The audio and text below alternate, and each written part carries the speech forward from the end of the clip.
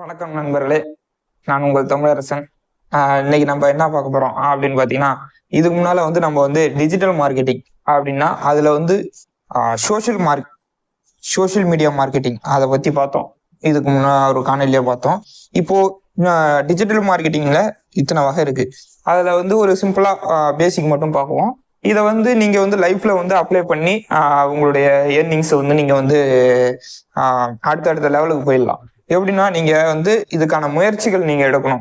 அப்படிங்கும்போது இப்போ வந்து டிஜிட்டல் மார்க்கெட்டிங்ல வந்து ஃபர்ஸ்ட் அப்படின்ற போது அதாவது பெய்டு ஆட் வந்து நம்ம வந்து இப்போ வந்து ஒரு கூகுள் யூடியூப் இருக்குன்னா யூடியூப்ல வந்து நம்ம வந்து இந்த கூகுள் ஆட்ஸ் வரும். அப்போ அது வந்து நம்ம வந்து இப்போ நான் ஒரு பொருள் வந்து சேல்ஸ் பண்றேன் அப்படின்னா நான் வந்து இந்த கூகுள்ல வந்து அமௌண்ட் கொடுத்து அந்த என்னுடைய விளம்பரத்தை நான் அதுல வந்து போடுவேன்.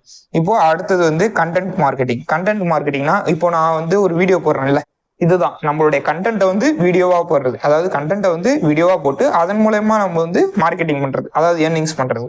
அது வந்து விளாக்ஸ் இது மாதிரி நம்ம என்னென்ன டெய்லி லைஃப்ல வந்து என்னென்ன பண்றோம் அப்படின்றத வந்து விளாக்ஸ் ஆட்டு போடுறது. அப்புறம் என்டர்டைன்மெண்ட் வீடியோஸ் நிறைய இருக்கு, அதெல்லாம் உங்களுக்கு தெரியும். அந்த மாதிரி வீடியோ போட்டு அதுல வந்து மூலயமா மார்க்கெட்டிங் பண்றது.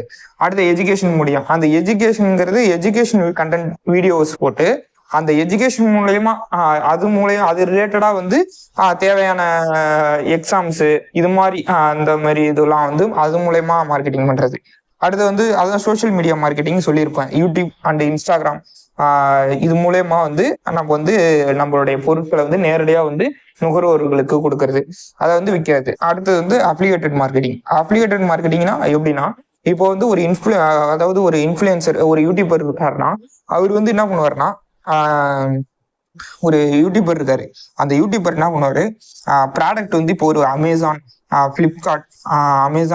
ஃபிளிப்கார்ட் இது மாதிரி பொருட்கள் இருக்குன்னா அதுல நல்லா இருக்கிற பொருட்கள் எல்லாம் வந்து யூஸ் பண்ணி அதுல பெஸ்டா எது இருக்கு அப்படின்ட்டு அதெல்லாம் பார்த்து அதை வந்து இவரு என்ன பண்ணுவாரு, இவரு வந்து ப்ரொமோட் பண்ணி அதன் மூலயமா ஏர்னிங்ஸ் பண்ணுவாரு. அதான் அதர் ப்ராடக்ட் வந்து ப்ரொமோட் பண்ணி அதன் மூலயமா வந்து மார்க்கெட்டிங் பண்ணி அவர் வந்து ஏர்னிங்ஸ் பண்ணுவாரு. அடுத்தது இன்ஃபுளுசர்ங்கிறது உங்களுக்கு நல்லாவே தெரியும். இப்போ ஒரு திடீர்னு ட்ரெண்ட் ஆகும்போது அவங்க என்ன அவங்கள வச்சு அவங்க வந்து எப்படின்னா தமிழ்நாடு முழுவதுமோ இல்ல இந்தியா முழுவதுமோ பிரபலமா இருப்பாங்க.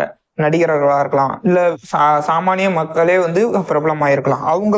அவங்கள வச்சு வந்து ஒரு ப்ராடக்டை வந்து மார்க்கெட்டிங் பண்ணுவாங்க. இது மாதிரி வந்து இத்தனை வகை மார்க்கெட்டிங் இருக்கு. அதாவது